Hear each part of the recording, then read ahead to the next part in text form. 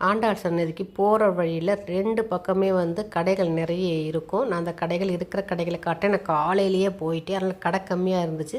துளசி மாலை காட்டுறேன் பாருங்கள். துளசி மாலை கடை அவ்வளோ ஃப்ரெஷ்ஷாக துளசி மாலை அவ்வளோ வாசமாக இருந்துச்சு. கருந்துளசியும் சாதா துளசியும் கட்டி வச்சுருந்தாங்க. அதுக்கப்புறம் வந்து பன்னீர் ரோஸு அப்படியே வந்து அப்போ தான் வந்து இறங்குனது. அவ்வளோ ஃப்ரெஷ்ஷாக இருந்துச்சு. வாசம் அப்படி இருந்துச்சு. அங்கே ஒரிஜினல் பன்னீர் ரோஸு.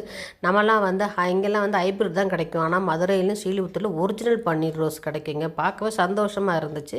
அதுக்கப்புறம் 1, 2, 3 அல்வா கடைங்க, பால்கோவா கடைங்க தான் இருந்துச்சு. காலையில் விடிய காலையினால் இங்கே ஆண்டாள் சிலைகள்லாம் வச்சுருப்பாங்க. இந்த இடத்துல நிறைய இருக்கும். 2 பக்கமும் காதி கடை கூட இருக்கும்.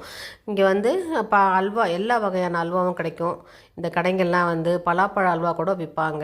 இங்கே வந்து விளையாட்டு ஜாமானுக்கு ஒரே ஒரு கடை தான் திறந்துருந்துச்சு. அந்த ஒரு கடையில் எல்லாமே இருந்துச்சு. நம்ம இந்த கோலம் போடுற அச்சுக்கள் முதற்கொண்டு, பணியார சட்டி, அதுக்கப்புறம் பல்லாங்குழி, அப்புறம் உட்டுலேயே வந்து சின்ன சின்ன குழந்தைங்க விளையாடுற